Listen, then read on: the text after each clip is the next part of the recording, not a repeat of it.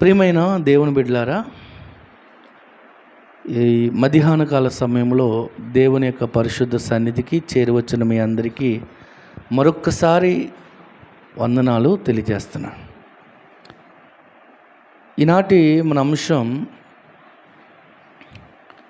ఏమిటి అని మనం ఆలోచన చేసినట్లయితే,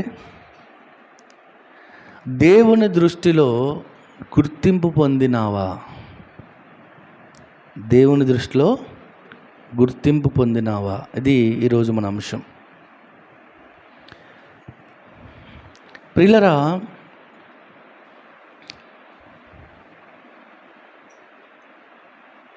ఓట్లు వేయడానికి మనం వెళ్తే, ఎలక్షన్ రోజు ఓట్లు వేయడానికి వెళ్తే నీ గుర్తింపు కార్డు ఎక్కడుంది అని అడుగుతారు. మనం ఓటు వేయాలంటే మనకు ఒక గుర్తింపు కార్డు ఇస్తుంది ప్రభుత్వం, అవునా? ఆ ప్రభుత్వం ఇచ్చేటువంటి ఆ గుర్తింపు కార్డు, అది మన ఐడెంటిటీ. అది ఒక ఆధార్ కార్డు కావచ్చు, లేదా ఒక డ్రైవింగ్ లైసెన్స్ అయినా కావచ్చు, ఏదైనా కావచ్చు. దాన్ని తీసుకుని మనం ఆ ఓట్లు వేయడానికి కేంద్రం దగ్గరికి వెళ్తే అది చూసి ఓటు వేయడానికి నిన్ను అనుమతిస్తారు. అంటే నీవు కూడా భారతీయుడివే, నీవు కూడా ఈ రాష్ట్రానికి చెందినటువంటి వాడివే అని చెప్పడానికి మనకొక గుర్తింపు కార్డు ఉంది. అదేంటంటే ఆధార్. ఏంటండి? ఆధార్ కార్డ్, పాన్ కార్డ్, లేకపోతే ఓటర్ ఐడి. ఇవన్నీ మన గుర్తింపును నిర్దేశిస్తాయి. మన గుర్తింపును ఏం చేస్తాయండి? నిర్దేశిస్తాయి. కనుక ప్రియమైన దేవుని బిడ్డలారా, మనుషులు నిన్ను ఎలా గుర్తిస్తారు అని అంటే, ఎత్తును బట్టి, రంగును బట్టి, రూపాన్ని బట్టి మనుషులు మనల్ని ఏం చేస్తారంటే గుర్తిస్తూ ఉంటారు. దేన్ని బట్టి అండి? ఎత్తును బట్టి, రూపాన్ని బట్టి, మొదలగు వాటి వలన. మరి దేవుని దృష్టిలో గుర్తింపు ఎలా వస్తుంది? ఎప్పుడైనా ఆలోచించారా? దేవుడు నిన్ను గుర్తించి తన జ్ఞాపకాలలో నిన్ను ఉంచుకోవాలని అంటే ఆయన దృష్టిలో మనం ఉండాలి. ఎవరి దృష్టిలో? దేవుని దృష్టిలో. ఎంతసేపు మనుషులు మనల్ని గుర్తించారా అనేటువంటి ప్రశ్న వేసుకున్నాం. నా ఊరు నన్ను గుర్తిస్తే చాలు, నా ప్రాంతం నన్ను గుర్తిస్తే చాలు అని తపన పడుతున్నాం తప్ప, దేవుడు కూడా నన్ను గుర్తించాలి అనేటువంటి ఆలోచనలోకి మనం మనుషులుగా వెళ్ళలేకపోతున్నాం. వెళ్ళలేకపోతున్నాం. మనుషుల దృష్టిలో పడడానికి, మనుషుల దృష్టిలో ఉండడానికే ప్రయత్నిస్తున్న మనం దేవుడికి జ్ఞాపకాల్లో ఉండడానికి ఏ ప్రయత్నము చెయ్యని వారిగా మనం మిగిలిపోతున్నాం. దేవుడు ఎవరిని గుర్తించుకుంటాడు? ఆయన గుర్తించుకోవాలనంటే, ఆయన దృష్టిలో నీవు గుర్తింపు పొందాలి అని అంటే ఏం చేయాలి? ఈరోజు ఈనాటి అంశం ద్వారా మనం చూద్దాం. ప్రియమైన దేవుని బిడ్డలారా, బైబిల్ గ్రంథంలో మనం గమనించినట్లయితే, గలతీలకు రాసినటువంటి పత్రిక, గలతీ పత్రిక 1వ అధ్యాయము, గలతీలకు రాసినటువంటి పత్రిక 1వ అధ్యాయము 10వ వచనాన్ని ఒకసారి మనం చదువుదాం.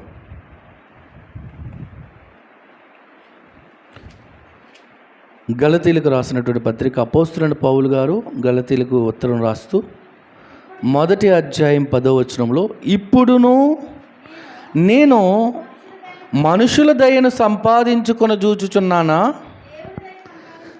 దేవుని దయను సంపాదించుకొని చూచుచున్నానా? నేను మనుషులను సంతోషపెట్టగోరుచున్నానా? నేనెప్పటికీ మనుషులను సంతోషపెట్టువాడనైతే క్రీస్తు దాసుడను కాకయే పోదును. ప్రియులరా,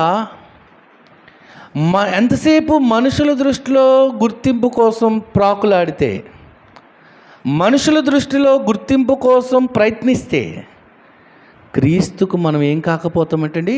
దాసులం కాకపోతాం.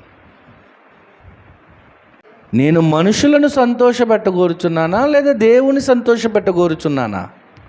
నేను మనుషుల దయను సంపాదించుకొని చూచుచున్నానా లేక దేవుని దయను సంపాదించుకొని చూచుచున్నానా? నేను దేవుని దయను సంపాదించుకొనకుండా కేవలం మనుషుల దయను మాత్రమే సంపాదించుకుంటే నేనెప్పటికీ క్రీస్తు దాసుడను కాకయే పోదును అంటున్నాడు. ప్రియులారా, మనము ఈరోజు గమనించినట్లయితే సోషల్ మీడియాలో, ఫేస్బుక్లో ఒక ఫోటో, ఇన్స్టాగ్రామ్లో ఒక ఫోటో పెడతా ఉంటారు. పెట్టిన తర్వాత ఎంతమంది లైక్ చేశారు? వాడు ప్రతి క్షణం చూసేది దేనికోసం అండి? ఎంతమంది లైక్ చేస్తున్నారు ఈ ఫోటోని, ఎంతమంది కామెంట్లో లైక్ అని పెట్టారు, ఎంతమంది లైక్ మార్క్ని టిక్ చేశారు అని చెప్పి 10 సార్లు ఫోటో పెట్టడం, ఒకసారి మరలా తన ఇన్స్టాగ్రామ్లోకి లేదా తన ఫేస్బుక్లోకి వెళ్ళడం, ఎంతమంది లైక్ చేశారో చూసుకోవడం. వింటున్నారా? ఒక ఫోటో పెడితే 500 లైకులు వచ్చాయనుకోండి. ఒకవేళ ఎన్ని లైకులు? 500 మంది లైక్ చేశారనుకోండి, చాలా సంతోషం. లేదు 500కు రాకుండా, 500 లైకులు రాకుండా కేవలం 5 మాత్రం వచ్చాయనుకోండి, 5 లైకులు వస్తే బాధ. ఎందుకు? మనల్ని ఎవరు లైక్ చేయట్లేదు, నన్ను ఎవరు గుర్తించట్లేదని బాధపడుతూ ఉంటారు. అవునా కదా చెప్పండి? అంటే ప్రతి మనిషి జీవితంలో ఒక లోతైన కోరిక ఉంది. ఏమిటా కోరిక అంటే, నన్ను ఎవరో ఏం చేయాలి? గుర్తించాలి. నన్ను అందరూ గుర్తించాలి. ఒక చిన్న బాలుడు ఉన్నాడు, స్కూల్లో ఒక బహుమతి గెలిచాడు. ఒక ఆటలో ఒక బహుమతిని సాధించాడు.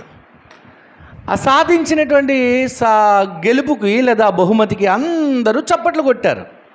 స్కూల్లో విద్యార్థులు, మిగిలిన విద్యార్థులు అందరూ ఏం చేశారండి? చప్పట్లు కొట్టారు. అదే ఆనందంతో ఇంటికి వచ్చాడు. కానీ తండ్రి ఒక్క మాట కూడా మాట్లాడలేదు. ఏమని?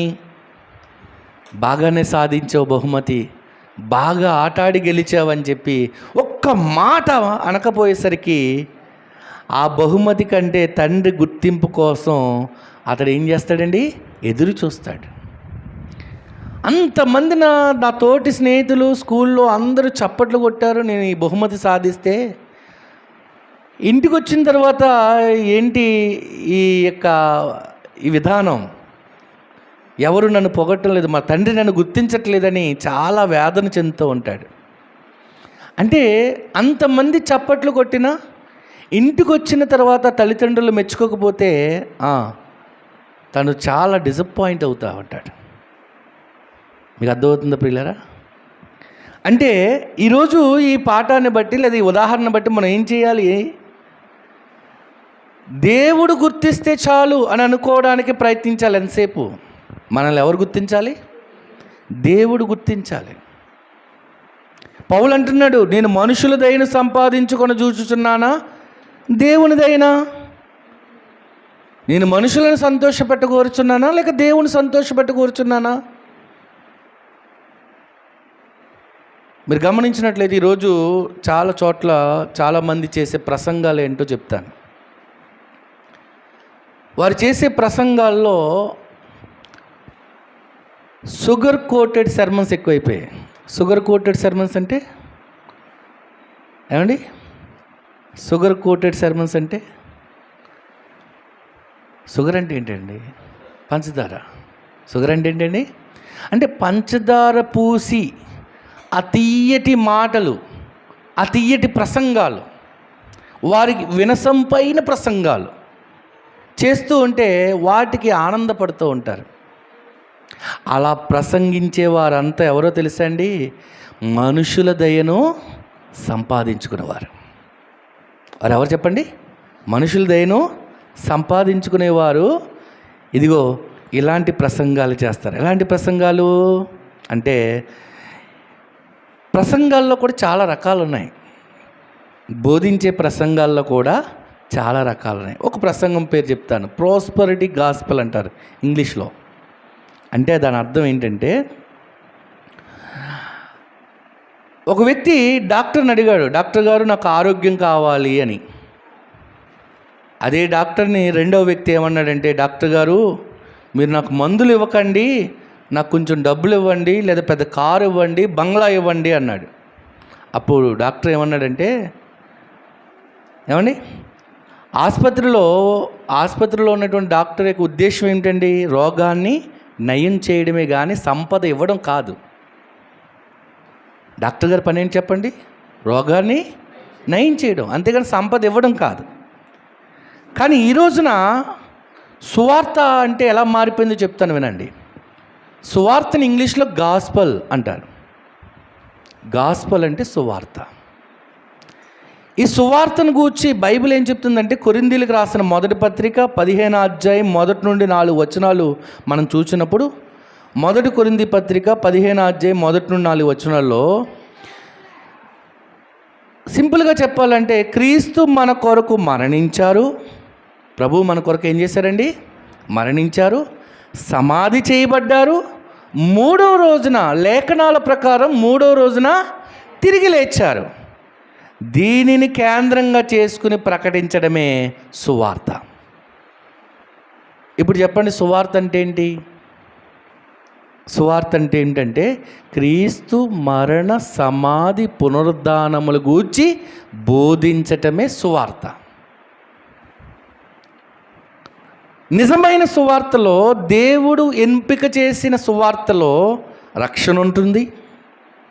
మానవునికి ఏముంటుందండి? రక్షణ ఉంటుంది, పాప క్షమాపణ ఉంటుంది, నిత్య జీవం ఉంటుంది, దేవునితో సమాధానం కలిగే పరిస్థితులు ఉంటాయి, తీర్పు ఉంటుందని ఒక భయం కూడా ఏర్పడుతుంది. ఎందులో? సువార్తలు ఇవన్నీ భాగాలు: రక్షణ, పాప క్షమాపణ, నిత్య జీవం, ఇంకేంటండి దేవునితో సమాధానం, ఏమండి తీర్పు ఉందని జాగ్రత్త పడడం, భయపడడం, భయంతో జీవించటం, ఇవన్నీ కూడా సువార్తలో భాగాలు. కానీ ఈరోజు సువార్త అంటే ఎలా మారిపోయిందంటే, దేవుడు ప్రతి విశ్వాసిని ధనవంతుని చేస్తాడు. ఈ మాట మీకు ఆనందం కలిగిస్తుందా, బాధ కలిగిస్తుందా? సువార్తికుని నోట, సేవకుని నోట దేవుడు మిమ్మల్ని ఆశీర్వదించబోతున్నాడు, మీకు ధనాన్ని సమృద్ధిగా ఇవ్వబోతున్నాడు అనేటువంటి ఈ మాట సేవకుడు చెప్పగానే వింటున్నటువంటి విశ్వాసులకు ఎలా అనిపిస్తుంది చెప్పండి? చాలా మంచి మాట చెప్పారు సేవకులు ఈరోజు, దేవుడు నన్ను ఏం చేయబోతున్నాడు? ఆశీర్వదించబోతున్నాడు అని ఆనందపడతారు.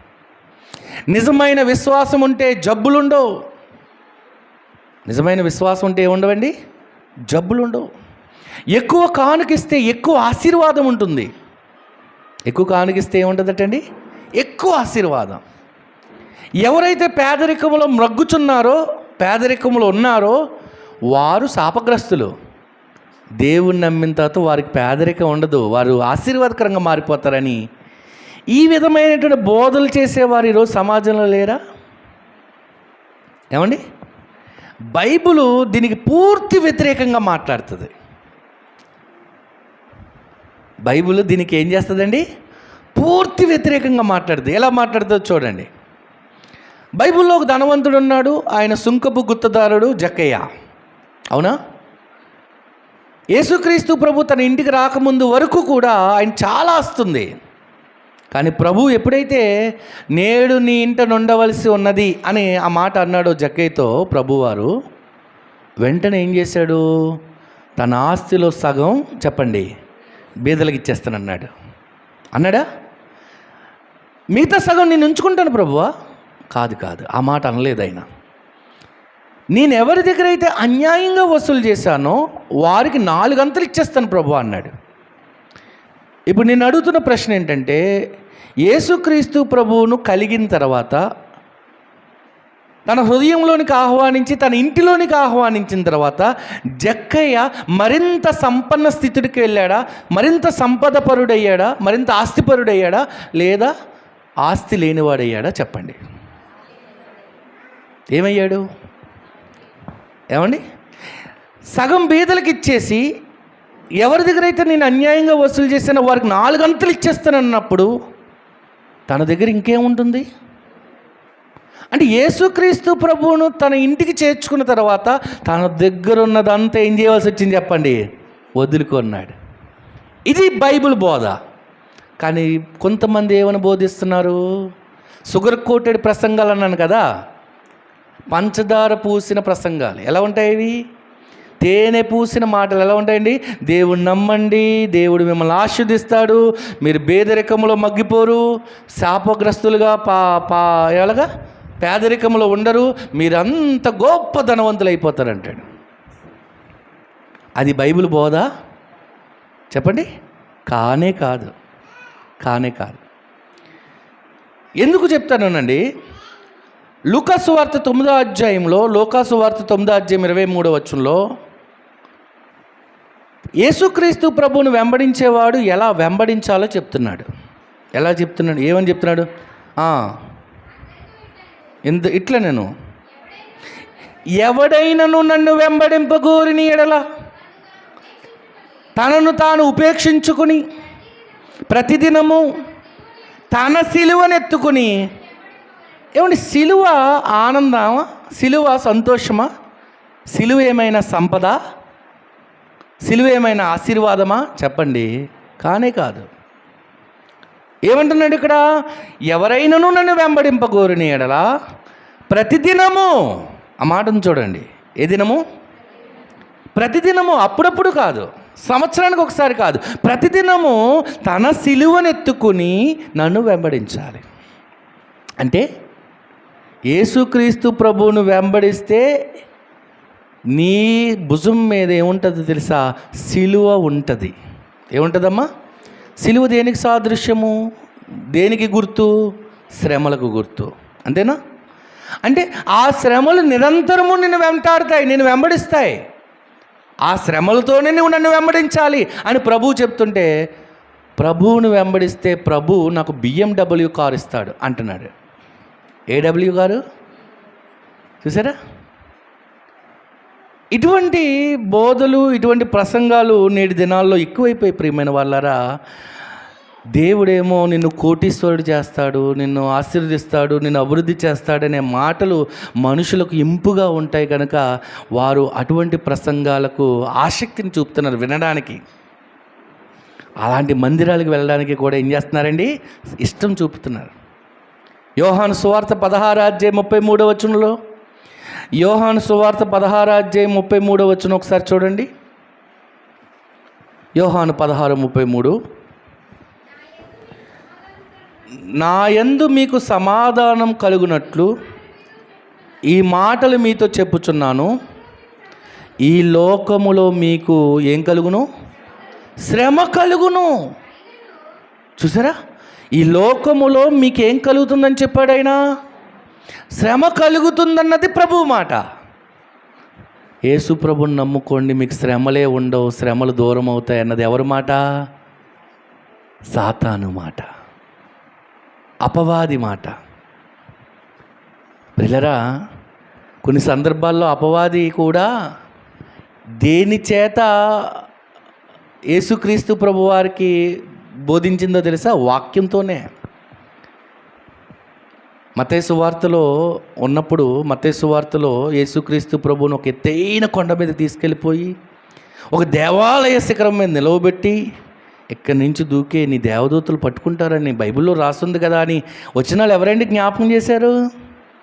అపవాది, సాతాను. అంటే సాతాను కూడా మనుషులను తన ట్రాప్లోకి దించుకోవడానికి ఏమి వాడుతుంది? ఏం ఉపయోగిస్తున్నాడు? వాక్యాన్ని ఉపయోగిస్తున్నాడు. చూసారా?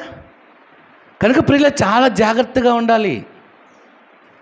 అందుకే పౌలు ఏమంటున్నాడంటే, నేను మనుషుల దయను సంపాదించుకొని చూచుచున్నానా, దేవుని దయను సంపాదించుకొని చూచుచున్నానా?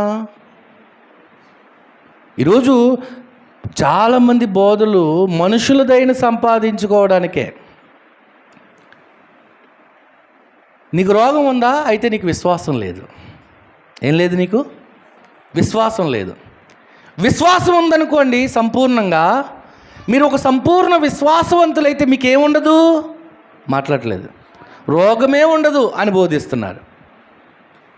ఇప్పుడు బైబిల్లో మనం గమనించినట్లయితే తిమోతికి రాసిన 2వ పత్రిక ఒకసారి మనం చూసినట్లయితే అక్కడ మొదటి తిమోతి పత్రిక 5వ అధ్యాయము, తిమోతికి రాసిన మొదటి పత్రిక 5వ అధ్యాయము 23వ వచనాన్ని ఒకసారి మనం చదువుదాం. పౌలు గారు తిమోతితో అంటున్నారు, ఇక మీదట నీళ్ళే త్రాగక నీ కడుపు జబ్బు నిమిత్తం. అంటే తిమోతికి ఏ జబ్బు ఉందట అమ్మా? ఏ జబ్బురా? కడుపు జబ్బు ఉంది. ఎవరికి? తిమోతికి. అంటే జబ్బు ఉంటే విశ్వాసం లేనట్టు అని బోధిస్తున్నారు కదా ఈరోజు చాలామంది.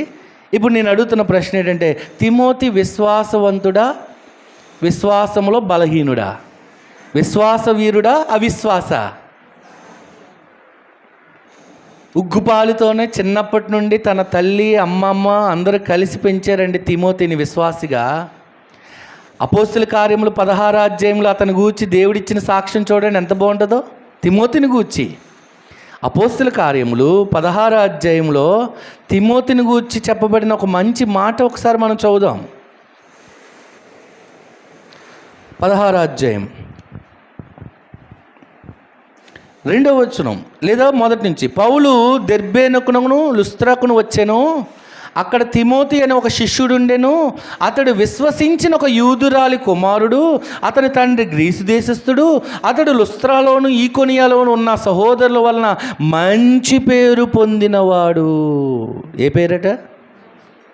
ఏమండి తిమోతికి ఏ పేరు ఉందండి? మంచి పేరుంది. విశ్వాసి కుమారుడు, విశ్వాసవంతుడు, భక్తిపరుడు. తిమోతి ఎవరు? భక్తిపరుడు. అటువంటి భక్తిపరుడికి మొదటి తిమోతి పత్రికలో ఏమొచ్చింది? కడుపు జబ్బు వచ్చింది. అది కడుపు నొప్పి కావచ్చు, మరి ఏదైనా కావచ్చు. అంటే చాలామంది బోధల్లో మీకు విశ్వాసం ఉంటే ఏముండదు, రోగం ఉండదు. విశ్వాసం ఉంటే ఏముండదండి, రోగం ఉండదు. మీకు రోగం వచ్చిందంటే మీకేం లేదు, విశ్వాసం లేదు అని బోధిస్తున్న ఈ బోధల్లో మనుషుల దయను సంపాదించుకుంటున్నారు, కానీ అసలు దేవుని దయ సంపాదించుకున్న వారు బైబిల్లో ఏముంటే అదే బోధిస్తారు. బైబిల్లో ఏముంటే అదే బోధిస్తారు. దేవుడు అవసరాలు తీరుస్తాడు.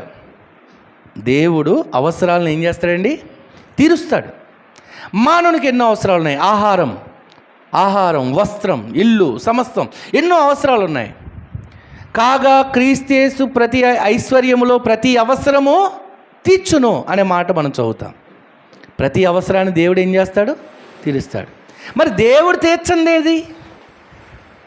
దేవుడు తీర్చనివి ఏమైనా ఉన్నాయా అంటే కోరికలు. ఏంటవి? అవసరాలు తీర్చే దేవుడు ఏం తీర్చడు? కోరికలు తీర్చడు. ఎందుకంటే కోరికలు అనేవి అది మహా పుట్టది. ఎన్ని కోరికలు తీర్చుకున్నా, ఎన్నిసార్లు తీరినా మరలా స్థానంలో ఆ కోరిక పుడుతూనే ఉంటుంది. అర్థమవుతుందా మీకు? కనుక ప్రియులరా, దేవుడు అవసరాలు తీరుస్తాడు, కానీ కోరికలు కాదు. కనుక దేవుణ్ణి నమ్ముకుంటే బాధలు ఉండవు అంటే మరి యోబు ఎందుకు కష్టాలు పడ్డాడు? దేవుణ్ణి నమ్ముకోక పడ్డాడా? అలా అంటే మీరు ఒప్పుకుంటారా? దేవుని యందు భయభక్తులు గలవాడు అని ఉంది. ఎవరిని గూర్చి? యోబుని గూర్చి. మరి ఆ యోబు మరి ఎన్ని బాధలు పడ్డాడు? పౌలు గారు ఎన్ని కష్టాలు పడ్డాడు? పేతురు గారు ఎన్ని కష్టాలు పడ్డాడు? ఆఖరికి ప్రభువైన యేసు కూడా ఈ లోకంలో ఏం పడ్డారండి? బాధలు పడ్డవారే. ప్రియమైన వాళ్ళారా, ఈ మాటలన్నిటిని బట్టి మనం ఆలోచన చేస్తే అపోస్తులకైతే హింసలు రాలేదా? వారిలో కొంతమంది జైలు పాలు అవ్వలేదా? కొరడాల దెబ్బలు తినలేదా? ఆకలి చావు రాలేదా? చెప్పండి. యేసుక్రీస్తు ప్రభువుని 3.5 సంవత్సరాలు వెంబడించినటువంటి యాకోబు ఎన్ని సంవత్సరాలు వెంబడించాడు? 3.5 సంవత్సరాలు వెంబడించాడండి. ఆ యాకోబును హేరోదు శిరస్సు ఖండించాడు. హేరోదు శిరస్సును ఏం చేశాడమ్మా? ఖండించాడు. అపోస్తుల కార్యాలు 12వ అధ్యాయంలో చూస్తే యాకోబు భక్తిపరుడైనా ఎందుకు అతనికి ఈ కష్టం వచ్చింది? ఎందుకు ఆ శిక్ష వచ్చింది? ఒకసారి చెప్పండి, ఎందుకు వచ్చింది? ఎప్పుడైనా ఆలోచించారా? అంటే దేవుడు ఏమీ ఏటీఎం మిషన్ కాదు. దేవుడు ఏమీ ఏటీఎం మిషన్ కాదు, నెంబర్ నొక్కగానే లేదా కార్డు పెట్టగానే డబ్బులు రావడానికి. చాలామంది దేవుణ్ణి ఎలా చూస్తున్నారు చెప్పండి? ఏటీఎంలా చూస్తున్నారు. ఏటీఎం అంటే any time money, any time money. బ్యాంకులో అయితే 4 గంటల వరకే, ఏటీఎం అయితే 24 గంటలు, 24/7 కదా. కనుక ఈ దేవుణ్ణి ఒక ఆశీర్వాదకరమైనటువంటి వ్యక్తిగా, ఆశీర్వాదాలు మాత్రమే ఇచ్చేవాడిగా చూస్తూ సిలువ సందేశాన్ని కానీ, సిలువపై ఆయన మరణించిన విషయాన్ని కానీ, పునరుద్ధాన సంగతులు కానీ ఇవేమీ బోధించకుండా కేవలము దేవుడిని దీవిస్తాడు, నువ్వు ఒక విత్తనం వేస్తే 10 రెట్లు ఇస్తాడు అని బోధిస్తూ ఉంటారు. వీరందరూ ఎవరో తెలుసా? దేవుని దగ్గర మెప్పు పొందేవారు కాదు. బలా మంచి నమ్మకమైన దాసుడా అని దేవుని చేత మెప్పు పొందేవారు కానే కారు. వారందరూ మనుషుల దయను సంపాదించుకునేవారు. మనసుకు హాయిగా వినసంపుగా ఉండేటువంటి ప్రసంగాలు, ఫీల్ గుడ్ సెర్మన్స్ ఉంటాయి. మనుషుల దయను సంపాదించుకుని చూచే వారిలో, వారు చేసే ప్రసంగాల్లో ప్రాస్పరిటీ సెర్మన్స్ ఉంటాయి. ఏమండి? అంటే దేవుణ్ణి నమ్మితే నీకు ధనం, ఆరోగ్యం, విజయం తప్పక వస్తాయని బోధిస్తూ ఉంటారు. ప్రియులారా, వారు ఎంతసేపు చెవులకు ఇంపుగా ఉండే మాటలే చెప్తారు. 2 తిమోతి పత్రికలు అంటాడు, వారు దురద చెవులు గలవారై. ఏ చెవులు అంటే ఇచ్చింగ్ ఎక్కడుందంట? దురద ఎక్కడ? చెవుల్లో. ఒకసారి ఆ మాట చదువుదాం. 2 తిమోతి 4:3 చదువుదాం. ఎందుకనగా జనులకు మంచి బోధ, ఆరోగ్యకరమైన బోధ. హితబోధ అంటే ఏంటండి హితబోధ అంటే ఆరోగ్యకరమైన బోధ. హితబోధ సహింపక, ఇష్టముండక, దురద చెవులు గలవారై తమ స్వకీయ దురాశలకు అనుకూలమైన బోధకులను తమ కొరకు పోగు చేసుకుని సత్యమునకు చెవి ఇవ్వక కల్పనా కథల వైపు తిరుగు కాలము వచ్చుచున్నది. ఏ కథల వైపు? ఈరోజు వినేటువంటి వారికి ఏం కావాలి అంటే కల్పించే కథలు కావాలి. వాస్తవాలు వద్దు, నిజాలు వద్దు, జరిగినవి అస్సలే వద్దు. మరేం కావాలి? కల్పించిన కథలు. ఎందుకంటే వారి చెవులు ఏ చెవులు? దురద చెవులు. వారి చెవులు ఏంటండి? దురద చెవులు. అందుకే పౌలు ఏమంటున్నాడంటే, నేను మనుషుల దయను సంపాదించుకొని చూచుచున్నానా? కానే కాదు. నేను క్రీస్తు దాసుడిగా ఉండాలంటే నాకు కావాల్సింది దేవుని దయ. ఆయనను సంతోషపెట్టే విధంగానే నేను బోధిస్తాను. మనుషులను సంతోషపెట్టే బోధలు నేను చేయనని చెప్పాడు. ఎవరు? పౌలు గారు. కనుక ప్రియమైన దేవుని బిడ్డలారా, దేవుని చేత గుర్తింపు పొందేటువంటి వ్యక్తి, బాగా వినండి, మొదటి పాయింట్లో ఉన్నాం మనం, వింటున్నారా? దేవుని చేత గుర్తింపు పొందాలనుకునే వ్యక్తి మనుషులు సంతోషపెట్టే ప్రసంగాలు చేయడు. మరి ఏం చేస్తాడు? దేవుని చేత శబాష్ అనిపించుకునే విధంగా, ఆయన మెప్పును కోరుకుంటూ, ఆయన ఇష్టమైన రీతిలో, ఆయనకు నచ్చిన విధంగా వాక్యాన్ని ఏం చేస్తాడంటే బోధిస్తాడు. అర్థమవుతుందా ప్రియులరా? ఆ బోధలో తీర్పును గూర్చిన భయాన్ని చూపిస్తాడు, రక్షణ గూర్చిన మార్గాన్ని చూపిస్తాడు, పాపక్షమాపణ గూర్చినటువంటి విషయాలను జ్ఞాపకం చేస్తారు. అంత మాత్రమే కాదు, మనిషి మారడానికి ఏదైతే అవకాశం ఉందో, అవసరమో అటువంటి ప్రసంగాలనే బోధిస్తారు. దేవుని దయను సంపాదించుకొని చూచేవాడు, దేవుని చేత గుర్తింపు పొందాలనుకునేవాడు. మీకు అర్థమైందా ప్రియులరా? ఇప్పుడు ప్రసంగపు లోతుల్లోనికి మనం వెళ్ళే ప్రయత్నం చేద్దాం. ఏంటండి ఈరోజు మన అంశం? దేవుని చేత గుర్తింపు పొందాలనుకుంటున్నావా, లేదా మనుషుల చేత గుర్తింపు పొందాలనుకుంటున్నావా? ఇది కదా మన అంశం. ప్రియులారా, దేవుని చేత గుర్తింపు పొందే భక్తులు ఎలా ఉంటారో కొన్ని విషయాలు మీతో పంచుకుంటాను. ఏమండి? ఆ తర్వాత మనుషుల చేత గుర్తింపు పొందాలనుకునే వారు ఎలా ఉంటారో మరికొన్ని విషయాలు మీకు చెప్తాను. యోహాను సువార్త 3వ అధ్యాయం 30వ వచనంలో మనకు బాప్తిస్మిచ్చు యోహాను కనబడతాడు. ఎవరండి ఆయన? బాప్తిస్మిచ్చు యోహాను. యోహాను సువార్త 3వ అధ్యాయము 30వ వచనం చదువుదాం త్వరగా. ఆయన హెచ్చవలసి ఉన్నది, నేను తగ్గవలసి ఉన్నది. గుర్తింపు నాకు కాదు, మనుషుల మధ్య గుర్తింపు నాకొద్దు. ఆయన గుర్తించబడితే చాలు. ఇప్పుడు బాప్తిస్మిచ్చు యోహాను యొక్క ఇంటెన్షన్ అంతా ఏంటి ఏమండి? అతని యొక్క ఉద్దేశం ఏంటి? తన పేరు పైకి రావాలి, తన గుర్తింపులోకి రావాలి అని ఆతృత పడుతున్నాడా? ప్రభు హెచ్చవలసి ఉన్నది, నేను తగ్గవలసి ఉన్నది అని అంటే ఆ మాటలో ఏంటి ఆంతర్యం? తన పేరు కాదు, క్రీస్తు పేరే ముందుండాలి. ఎవరి పేరు ముందుండాలమ్మా? క్రీస్తు పేరే ఉండాలి. నేను అవసరమైతే ఆయన పేరు ముందు పెట్టడానికి, ఆయన్ని హెచ్చు స్థానంలో పై స్థానంలో పెట్టడానికి నేను అవసరమైతే తగ్గుతాను అంటున్నాడు. ఎవరు? బాప్తిస్మిచ్చు యోహాను. అంటే మనుషుల మధ్య తన పేరు కోసం, తన గుర్తింపు కోసం ప్రాకులాడలేదు. ఎవరు?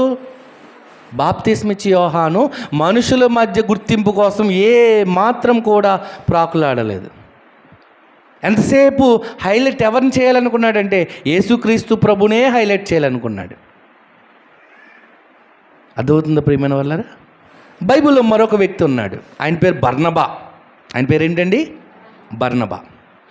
అపోస్తుల కార్యములు 9వ అధ్యాయంలోకి వెళ్దాం. అపోస్తుల కార్యములు 9వ అధ్యాయం. అపోస్తుల కార్యములు 9వ అధ్యాయం 26వ వచనంలో అప్పుడే క్రొత్తగా మార్పు చెందాడు. ఎవరు? సౌలు. అప్పటిదాకా సంఘాన్ని హింసించిన వాడు, అప్పటిదాకా యోధా మత ప్రతిష్ఠిత దెబ్బతింటుందని, యోధా మతము ఎక్కడ దిగజారిపోతుందో, అణగారిపోతుందో, మరుగైపోతుందేమోనన్న భయముతో ధర్మశాస్త్రము హైలైట్ చేయాలని, యోధా మతాన్ని గొప్ప చేయాలని, క్రైస్తవ్యం వచ్చిన తర్వాత యోధా మతానికి విలువ లేకుండా, పేరు లేకుండా పోతుందని బాధతో క్రైస్తవులని హింసించినవాడు. ఎవరు? అపోస్తలుడైన పౌలు. అలా హింసించిన వ్యక్తికి సడన్గా క్రీస్తు యొక్క దర్శనం కలిగేసరికి, గొప్ప వెలుగును చూచేసరికి, ఎవరు ప్రభువా? సౌలా సౌలా అంటే ఎవరు ప్రభువా నీవు అంటే, నీవు హింసించుచున్న యేసుని అన్న మాటకి అతనిలో మార్పు వచ్చింది. ఎవరిలో? పౌలు గారిలో. అతడు సౌలు కాస్త ఎలా మారాడు? ఇప్పుడు పౌలుగా మారాడు.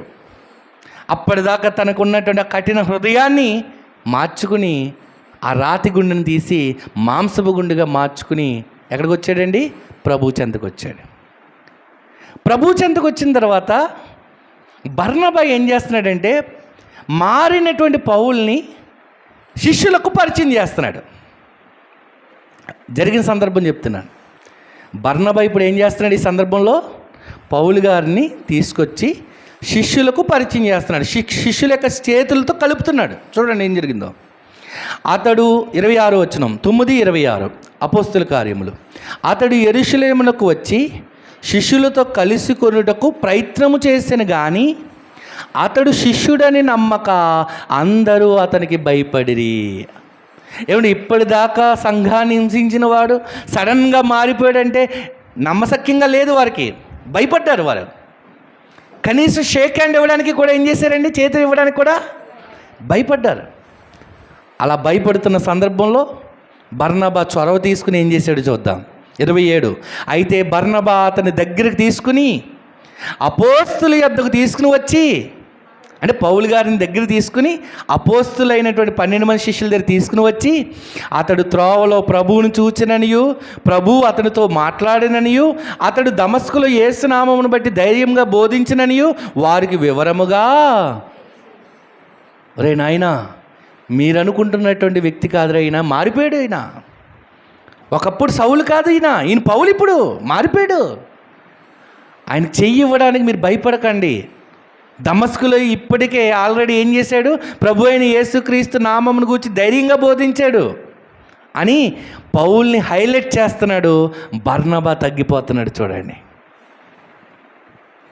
అర్థమవుతుందా ప్రియులారా? 27వ వచనం, అయితే బర్నబా అతన్ని దగ్గర తీసుకుని పౌలు గారిని అపోస్తుల యొద్దకు తోడుకుని వచ్చి, అతడు త్రోవలో ప్రభువును చూచిననియు, పౌలు గారు ఎవరిని చూశారటండి? ప్రభువును చూచిననియు, ప్రభువు అతనితో మాట్లాడిననియు, అతడు దమస్కులో యేసునామమును బట్టి ధైర్యంగా బోధించిననియు వారికి వివరముగా తెలియపరిచెను. వివరముగా ఏం చేశారటండి? తెలియపరిచాడు. ఓహో అవునా, అయితే నమ్మచ్చు అన్నమాట, చెయ్యి ఇవ్వచ్చు అన్నమాట అని అప్పుడు షేక్ హ్యాండ్ ఇచ్చారు. అప్పటిదాకా భయపడ్డారు, ఎందుకంటే చెయ్యిస్తే చేపట్టి లాగేస్తాడేమో అని భయం. అర్థమవుతుందా ప్రియులారా? ఏమండి, ఇక్కడ బర్నబా ఏం చేస్తున్నాడు? పౌలను ముందుకు తోస్తున్నాడు, పౌల్ని గొప్ప చేస్తున్నాడు. తను ఏమవుతున్నాడండి? తగ్గిపోతున్నాడు. అంటే ఇక్కడ నా గుర్తింపు కాదు ముఖ్యం, నా ఐడెంటిటీ అనవసరం, పౌలు గారి గుర్తింపే ముఖ్యం అని పౌలు గారిని అపోస్తులతో కలుపుతున్నాడండి, పరిచయం చేస్తున్నాడండి. ఎవరు? బర్నబా. ఈరోజు మన పాఠం ఏంటి? దేవుని దృష్టిలో గుర్తింపు పొందాలనుకున్నావా? ఎవరి దృష్టిలో? అసలు నువ్వు దేవుని దృష్టిలో గుర్తింపు పొందిన వాడివేనా అంటే ఎంతసేపు మనుషుల దృష్టిలో గుర్తింపు పొందడానికే ప్రయత్నం చేస్తున్నాం. కానీ బాప్తిస్మిచ్చి యోహాను కానీ ఇక్కడ మనం బర్నబా కానీ వారు ఎంతసేపు మనుషుల దృష్టిలో గుర్తింపు కోసం వారు ఎక్కడ కూడా ప్రాకులాడలేదు. వారు ఎక్కడ కూడా ప్రాకులాడలేదు ప్రియులరా. బైబిల్లో ఒక వ్యక్తి ఉన్నాడు, అతని పేరు మోషే. అతని పేరేంటండి? మోషే. అతడు కూడా గుర్తింపు కోసం ప్రాకులాడాడు. కానీ అతడు ఎలాంటి గుర్తింపు కోసం ప్రాకులాడాడు? సరైన గుర్తింపు యొక్క అవసరాన్ని గుర్తించిన వ్యక్తి ఎవడంటే మోషే. హెబ్రీ పత్రిక 11వ అధ్యాయము 24వ వచనం, ముగిస్తున్న మాటలు త్వరగా. హెబ్రీలకు రాసినటువంటి పత్రిక 11వ అధ్యాయము 24వ వచనం, మోషే పెద్దవాడైనప్పుడు విశ్వాసమును బట్టి ఐగుప్తు ధనము కంటే క్రీస్తు విషయమైన నింద గొప్ప భాగ్యమని ఎంచుకుని అల్పకాల పాపభోగములు అనుభవించుట కంటే దేవుని ప్రజలతో శ్రమ అనుభవించుట మేలని తలంచి ఫరో కుమార్తె యొక్క కుమారుని అనిపించుకున్నటకు ఒప్పుకోలేదు. అంటే ఆయన ఎలాగో గుర్తింపు అనుకున్నాడు? ఏ గుర్తింపు సాధించాలనుకున్నాడు? సరైన గుర్తింపు. ఏంటండి సరైన గుర్తింపు? ఏంటి ఆ సరైన గుర్తింపు అంటే, నేను ఫరో యొక్క మనవణ్ణి, నేను ఫరో యొక్క కుమార్తె పెంచుకున్న కొడుకుని అని ఆ విధమైన గుర్తింపు కావాల్సింది ఆయనకి. అల్పకాల పాపభోగములు అనుభవించడం కంటే దేవుని ప్రజలతో శ్రమ అనుభవించడం మేలని భావించి క్రీస్తు కోసం శ్రమలు అనుభవించడానికి సిద్ధపడ్డాడు. ఎవరంటే మోషే. మీకు అర్థమవుతుందా ప్రియులారా? అంటే మోషే గారు ప్రభు దృష్టిలో పడడానికి ఇష్టపడుతున్నాడు, ప్రభు దృష్టిలో గుర్తింపు పొందడానికి ఇష్టపడుతున్నాడు తప్ప ఫరో కుమార్తె యొక్క కుమారునిగా గుర్తింపు పొందడానికి ఆయన ఏ మాత్రం కూడా ఒప్పుకోవటం లేదు. మనకి అసలైన గుర్తింపు ఏంటంటే చెప్పండి, దేవుడు గుర్తించాలి. మనల్ని ఎవరు గుర్తించాలి? దేవుడు గుర్తించాలి. అర్థమవుతుందా ప్రియులారా? బైబిల్లో దావీదు కుమారుడైన అబ్షాలోము కూడా మనుషులను గుర్తించాలని చాలా ప్రయత్నాలు చేశాడు. సమూయేలు గ్రంథం 15వ అధ్యాయంలో మనం చూస్తాం. 2వ సమూయేలు గ్రంథం 15వ అధ్యాయం చూసినప్పుడు ప్రజల గుర్తింపు కోసం ఏమండి ఎంతగా ప్రయత్నించాడో దావీదు కుమారుడైన అబ్షాలోము అక్కడ మనం చూస్తాం. అంటే దావీదు కుమారుడైన అబ్షాలోము కానీ లేదా బైబిల్లో మరికొంతమంది మనుషుల దృష్టిలో గుర్తింపు కోసం ప్రాకులాడితే, బర్నబా బాప్తిస్మిచ్చి యోహాను యేసుక్రీస్తు ప్రభువుని గొప్ప చేస్తూ ఆయన గుర్తింపు కోసం ప్రాకులాడుతుంటే, ఇక్కడ మోషే భిన్నంగా ఫరో కుమార్తె కుమారుని అనిపించుకోవడానికంటే నేను క్రీస్తు కోసం ఎన్ని అగచాట్లైనా అనుభవిస్తానని ఆ గుర్తింపు కోసం ఏం చేశాడండి? ప్రాకులాడాడు. ఎవరు? మోషే. మోషే ప్రియమైన వాళ్ళ. యోహాను సువార్త 12వ అధ్యాయం 43వ వచనం. యోహాను సువార్త 12వ అధ్యాయము 43వ వచనం. వారు దేవుని మెప్పు కంటే మనుషుల మెప్పును ఎక్కువ అపేక్షించారు. అంటే వీరికి ఎవరు గుర్తింపు కావాలి? మనుషుల గుర్తింపు కావాలి. ఎవరు వారు? 42. అయినను అధికారులలో కూడా అనేకులు ఆయన యందు విశ్వాసముంచిరి కానీ, అంటే యేసుక్రీస్తు ప్రభునందు విశ్వాసముంచిన వారు ఎవరున్నారు?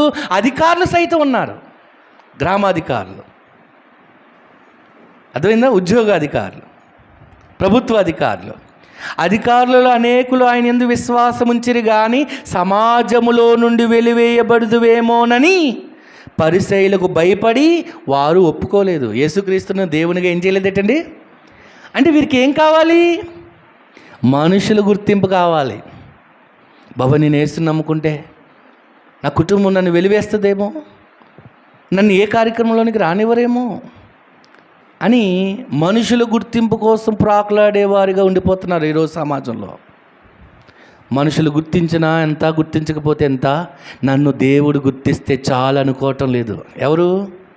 దేవుడు నమ్మిన పిల్లలు కూడా అలాగే ఉన్నారు. ఎవరు గుర్తింపు కోసం?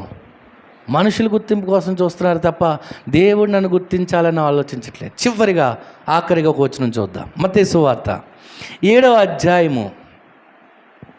మత్తయి సువార్త 7వ అధ్యాయంలో ఆ రోజుల్లో కొంతమంది దెయ్యాలను వెళ్ళగొడుతున్నారట. మనుషులు పట్టిన దెయ్యాలను ఏం చేశారటమ్మా? వెళ్ళగొడుతున్నారు. మంచి పనా చెడ్డ పనా? దెయ్యాలు వెళ్ళగొట్టడం మంచిదే కదా, చాలా మంచి పని. 7వ అధ్యాయము మత్తయి సువార్త 21వ వచనం. ఒక్క నిమిషం. ప్రభువా అని నన్ను పిలుచు ప్రతివాడును పరలోక రాజ్యములో ప్రవేశింపడు కానీ పరలోకమందున్న నా తండ్రి చిత్త ప్రకారం చేయువాడే ప్రవేశిస్తాడు. అంటే పరలోక ప్రవేశము జరగాలి అంటే, పరలోకంలోనికి మనం ప్రవేశించాలి అంటే తండ్రి చిత్తం ఏంటో తెలుసుకోవాలి. అంతేనా? తండ్రి చిత్త ప్రకారం చేయాలి. మన ఇష్టం నెరవేరిస్తే చాలదు, మన ఇష్టం నెరవేరిస్తే కుదరదు. ఎవరిష్టం నెరవేర్చాలి? దేవుని ఇష్టం. ఆ తర్వాత చూడండి, ఆ దినమందు అనేకులు నన్ను చూచి, 22వ వచనం, ప్రభువా మేము మీ నామమున ప్రవచింపలేదా? ఎవరు? ప్రవచనకర్తలు వచ్చారు ఇప్పుడు యేసు ప్రభు దగ్గరికి. ప్రభువా మేము నీ నామమున ప్రవచనాలు చేయలేదా? ప్రవచనం అంటే ఏంటండి?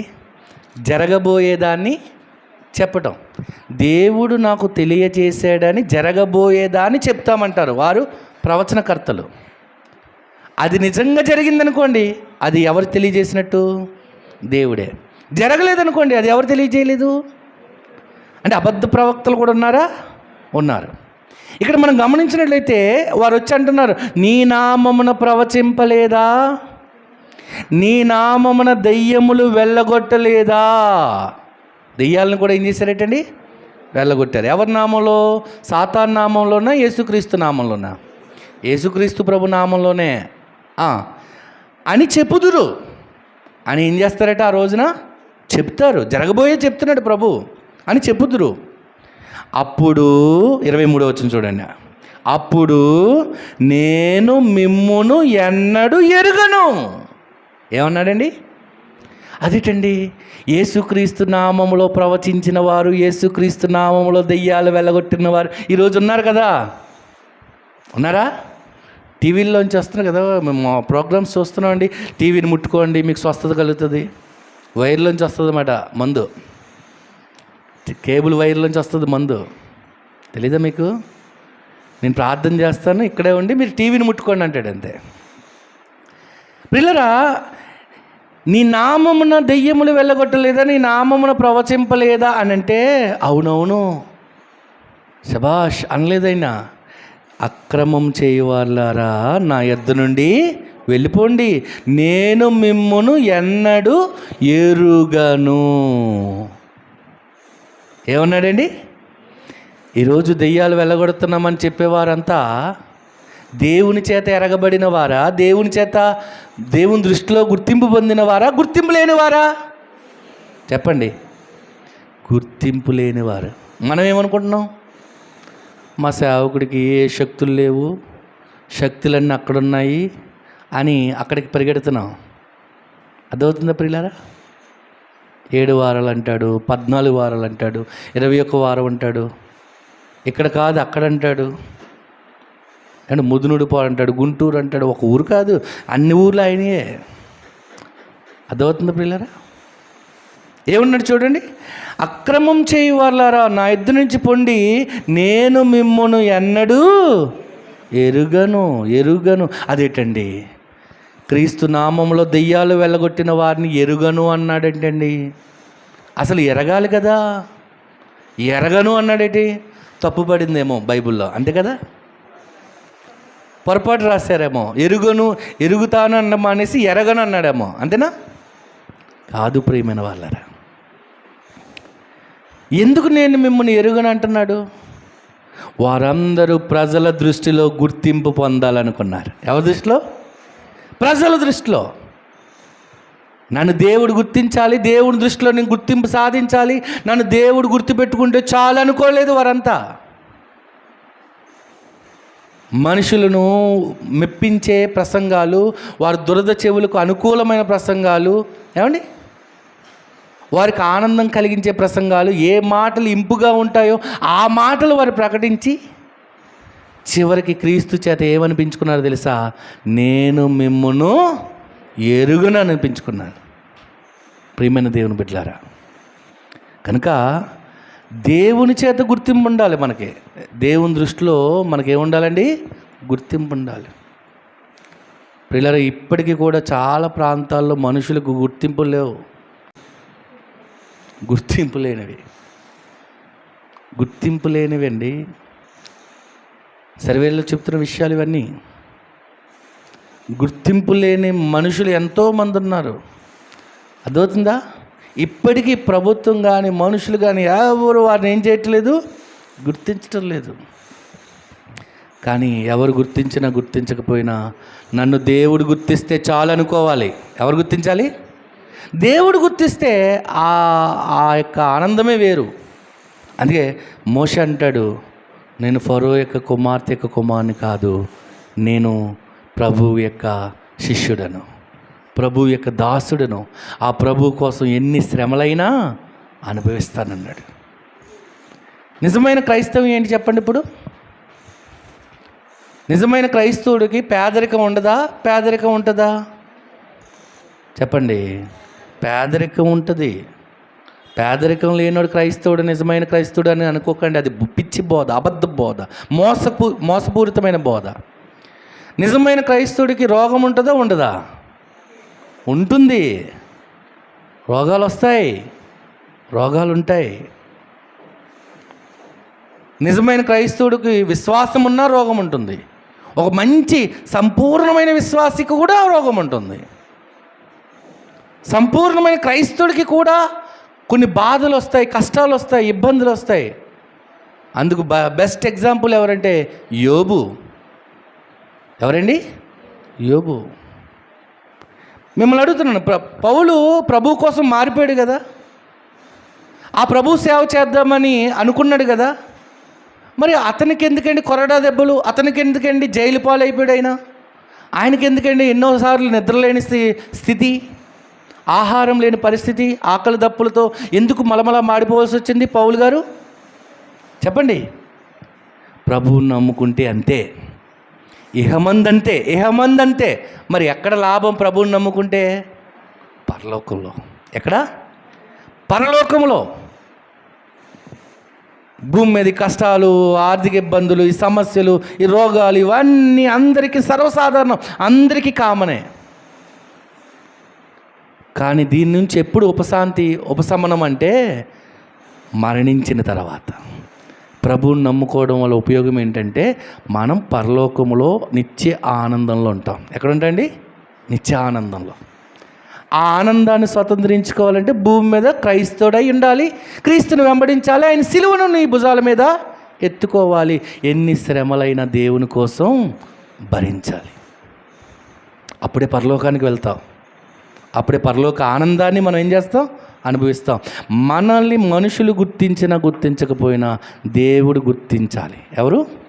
ప్రార్థన చేసుకుందాం. మహోన్నతుడు